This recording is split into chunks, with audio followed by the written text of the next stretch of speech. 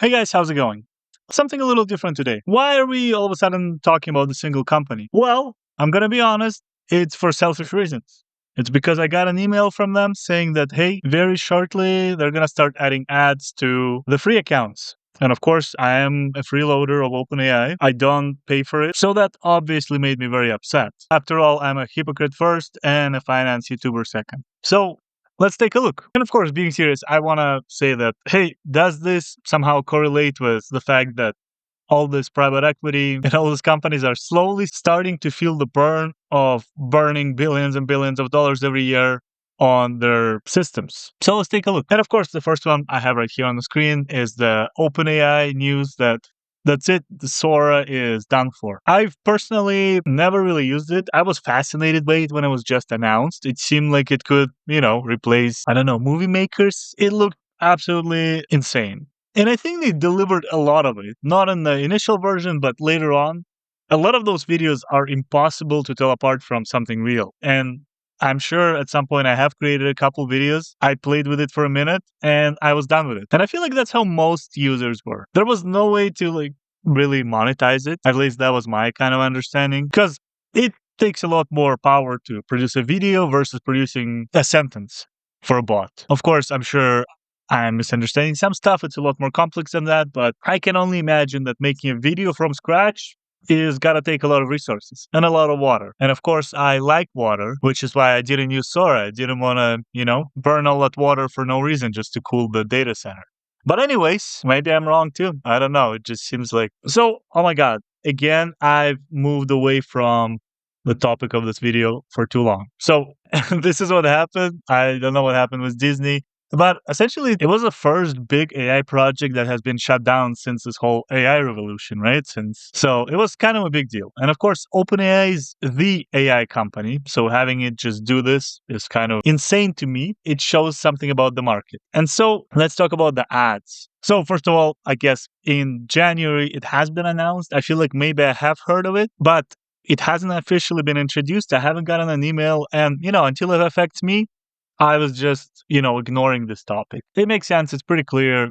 Gemini and Meta, I think it's somewhere here. Yeah. Gemini and Meta already have big advertising empires. That's essentially how they're as big as they are. So they're able to boost their revenue or reinvest that money from the ads back into the AI development, back into different services. Unfortunately, it's not the case for OpenAI. So I believe that's the main reason they're doing this. And I mean, this is a cool statement. If ChatGPT turns on ads, OpenAI is admitting something simple and consequential.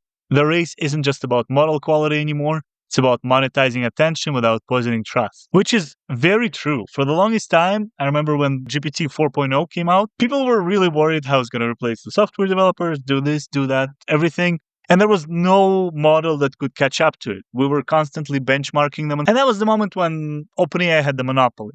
So it could just spend all the time and money on developing better and faster and smarter models. Now, I think 2 years later, right, things are definitely changing. And so while they say that they prioritize user trust and experience over revenue, I don't think a single private company has ever said that, or public company for that matter, right? I think there have been talks about OpenAI going public this year. So let's take a look. Of course, there's nothing definitive, but I think people are talking about this. And of course, once you go public, you are responsible to deliver as much profit as you can to your shareholders. While now being private, they technically could prioritize safety. Eventually, it will just have to be the profit for shareholders. I would love to believe that these companies have our interests at heart, but it's hard for me to believe that. So anyways, why is it my problem that they have ads? I don't think it's a problem, especially if I'm, once again, not paying for the service. It's exactly how YouTube, Instagram, Facebook, and all those things operate. It's just them being the first kind of service to introduce that puts them in a tough spot. But here's a little article that I looked it up that I found talking about how very few people actually pay for the service. So 900 million users is actually a mind-boggling number.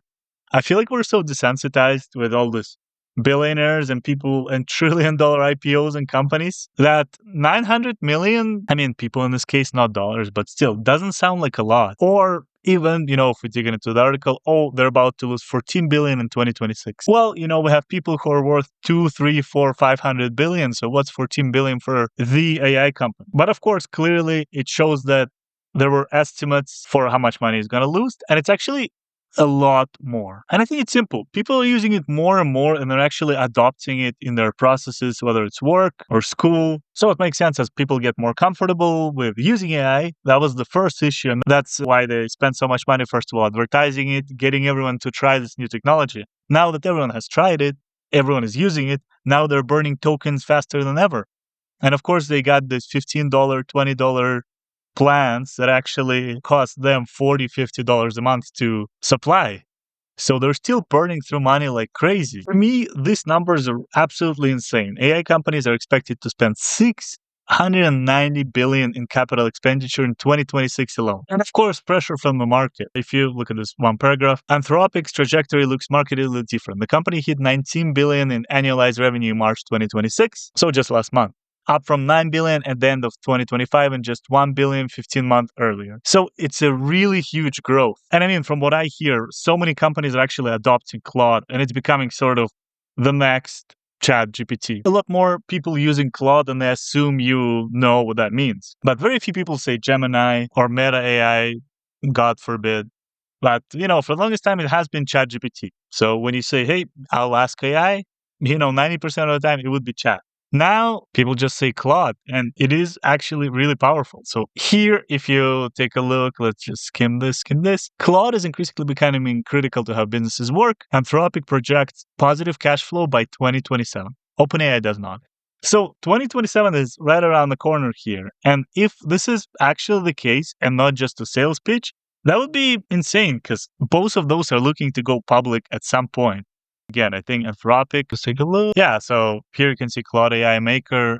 Anthropic considers IPO as soon as October. So that's how many months? That's 6 months away. Of course, OpenAI is scrambling. That's totally understandable. It's worth mentioning here, AI positions not about defenses and their model, depending on what I use it for, I do use Gemini most of the time, but Microsoft's backing provide capital runway that most competitors cannot match. This is absolutely true, but of course, Microsoft is also a publicly traded company. They cannot just be burning money for no reason. So, and anyways, I believe there is one more article from the Chronicle Journal here that I found talking about how OpenAI set sight on 100 billion ad revenue by 2030 amid IPO buzz and media acquisition. And so this happened just a couple days ago. As of April 10th, 2026, the artificial intelligence pioneer has set an audacious target of generating 100 billion in annual revenue by 2030. While this is a lot of money, they're also still the household name for artificial intelligence most of the time. And again, here they're mentioning the timeline that this will begin in early January 2026.